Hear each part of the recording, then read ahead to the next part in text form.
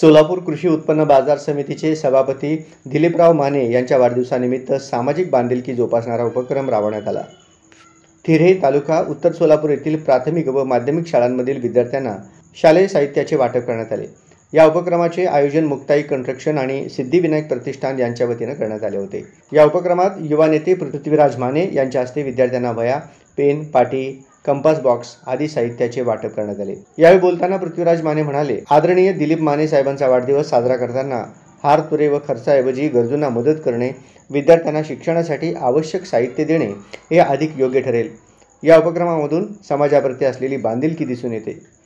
कार्यक्रमाला Muktai construction CEO Anil Shinde, sarpanch Govardhan Jagtap, Siddhivinayak प्रतिष्ठानचे अध्यक्ष योगेश पाटील, शालेय शिक्षण समितीचे अध्यक्ष गोविंद सरवसे, गणेश शिंदे, शंकर गंधुरे, उद्योजक सैफनबाई शेख, फायनान्स ऑफिसर इरफान शेख, भारतीय रेल्वेचे अधिकारी प्रमोद कांबळे, सचिन सासणे यांच्यासह ग्रामस्थ मोठ्या संख्येने उपस्थित होते।